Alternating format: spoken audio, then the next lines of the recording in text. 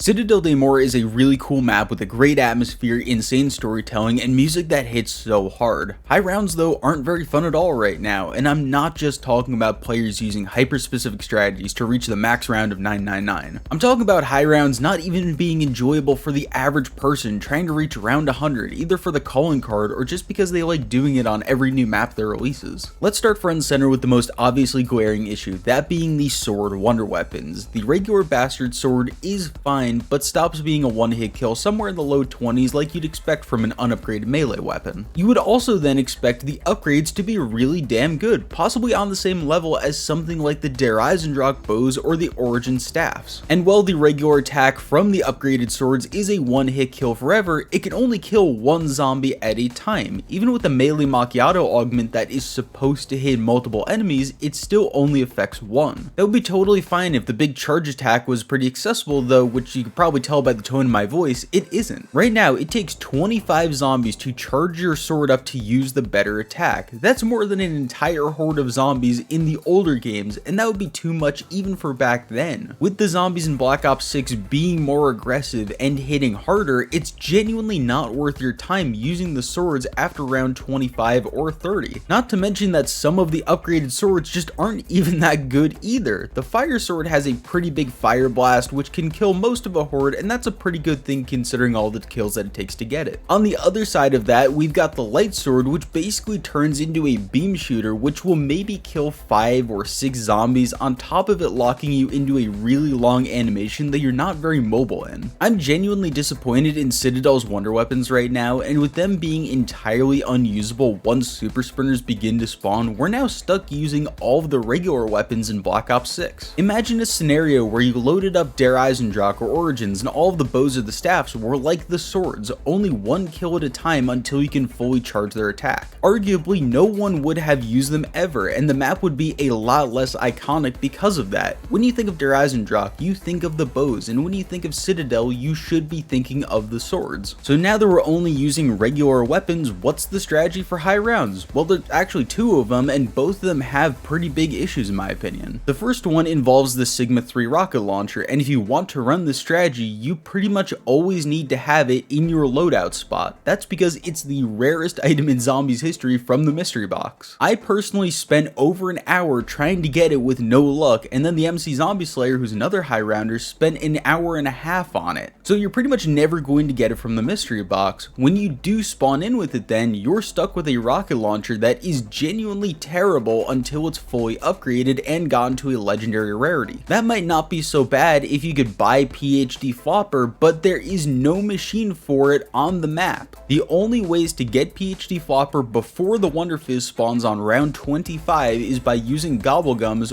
or going through a side quest where you need to find bottles around the map. Then you'll become a bartender serving only the correct drinks to zombies, where you'll eventually after some amount of time be given PhD as reward for doing that side quest. I don't feel like it needs much explanation about why that would be really annoying to do every single time you wanted to load into a match and get PhD Flopper before round 25. Once you do get all of your perks and are finally upgraded, the Sigma 3 can finally be useful. Underneath the castle, there's a lot of different rooms. In the Quick Revive and the Pack Punch rooms specifically, there are power spot traps where you can turn them on and they'll give you an unlimited amount of ammo while you're inside of it, plus some kind of damage boost. The strategy here is to turn on the trap and then literally look straight down to the floor, spam the Sigma 3 as fast as possible for a minute, and then when the trap is done, you're supposed to either run to the next room and use the trap there, or throw a Casimir grenade, or activate a mutant injection score streak. That's literally the entire strategy, and admittedly, it is really fast and mostly fine until you hit round 65 or 70. When you get there, the amount of bosses starts to become overwhelming even with the trap turned on. The Doppelgang isn't even really an issue, to be honest with you. They're totally fine. It's the Amalgams which are causing problems. If you're looking straight down to the ground, the Amalgam will literally tank 50 or 60 rockets because you're only dealing splash damage to it. But because you're in such close quarters, you don't have the time to deal with the slow animations of the Sigma and look up to shoot the Amalgam a bunch of times directly. In this strategy, you're also supposed to be using Frenzy Guard as your field upgrade to help with the constant armor depletion, but if you activate it at the wrong time, then you can actually take a down before you're able to shoot the Sigma again. The Amalgam also tends tends to do its ranged attack a lot, which really throws off your rhythm. It deals a bunch of damage to you, and usually it doesn't lead to very good things at all. And when you're looking straight down at the ground, you don't even know when the Amalgam is spawned in unless you're staring straight at your minimap, which a lot of people really don't want to do because they want to be looking at the game itself, not in the top left corner. Personally, I have never been a fan of the Amalgam. I think it's one of the worst elite enemies we have ever gotten in zombies. They're basically a much more tanky version of the Thrashers from Zetsubo no Shima with an extra annoying attack. Honestly, they're like 60% of the reason I don't play Terminus as much as I do Liberty Falls. On any given round, 2 or 3 of them can spawn in, and there's not really a lot of counterplay to them. Yes, you can block their ranged attack with the sword to avoid getting grabbed, but as we already established, it's not worth getting the sword in the first place, let alone trying to do that in a small area with 45 super sprinters, 4 doppelgangers, and the Amalgam while they're all chasing your ass. To me, the Amalgams need a complete rework or a severe nerf because they actively make the map a lot less fun to play. Someone on Twitter even pointed out that bringing back the Mangors would have actually been a better choice for Citadel. A lot of this is to do with the fact that they have so much health. They pretty much have as much health as something like the Abomination from Liberty Falls, while also being something that can get way in your face and a lot less easy to deal with. At least with the Abominations, are usually pretty slow and you don't have to deal with them right away. With the Amalgams though, even if you're running away, they run pretty fast after you and they can grab you from behind. Or if you're trying to shoot them from, I don't know, 15-20 feet away, they can just grab you. And if you don't want to deal with the Sigma strategy, what else can you really do? Well, I actually have great news for you. We're going gambling. InsertStake.com out of here. In the wine cellar under the bar and spawn, there's a room with only a few spawns in it and a crafting table. If you equip the Picky Eater augment to Vulture Aid, you'll be given a higher chance for zombies to drop your current equipment. So basically that means you'll want to buy the Casimir grenades from the crafting table and a mutant injection score streak. When the round starts, you try to do anything you can with your guns as best as possible until you're inevitably forced to throw a Casimir. Which, by the way, I should point out, the Amalgams are not affected and do not get dragged into the Casimir. With the zombies that the Casimir does get rid of though, if you don't have a second one ready to go, you need to hope that it'll drop another Casimir from the one you just used, or it'll drop a good score streak. If you're completely out of the Casimirs altogether, then you'll just need to pop your mutant injection.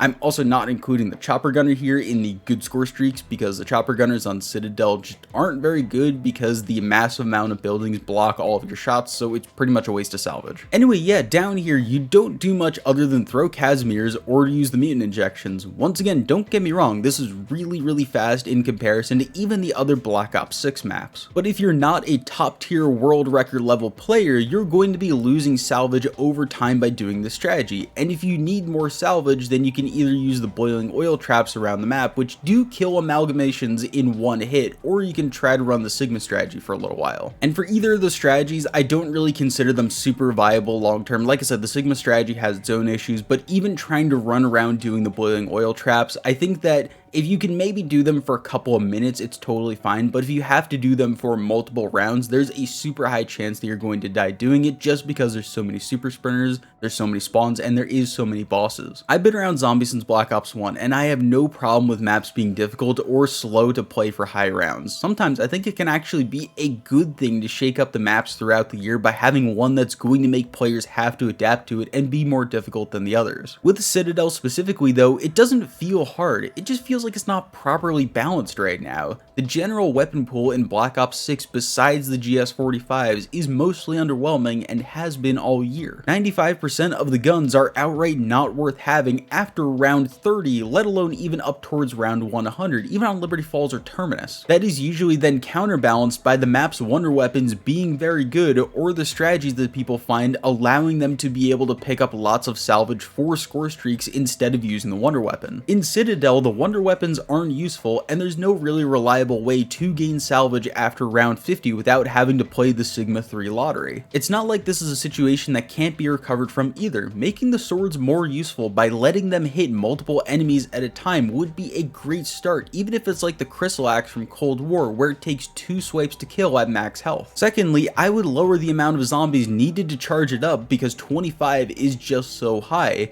Third, the Amalgams need a whole lot of changes and should be like the Abominations, where they can only spawn in every couple of rounds, not multiple times per round. Fourth, I don't really know how possible this one is, but making it possible for players to using trading strategy would be absolutely massive. The spawn room is really big, but all the zombies get constantly caught mantling over the fountain, and the spawn points seem really weird for some reason and don't seem to align. Not all strategies in this map should boil down to who can use the most mutant injections or camp in a corner for the longest. For players only trying to go for round 100, make it an option for them to consider, because that option does exist on the 2 launch maps, but not on Citadel right now. Treyarch has a map that a lot of people are considering an all-time classic right now, even if it's only just the best Dark Aether map. I would hate for this map's legacy to not include a fun high round, so please change some things about it, Treyarch. Only a couple of balance changes could take this from an A tier map to an S tier map, or from a top 15 map to a top 5 map of all time,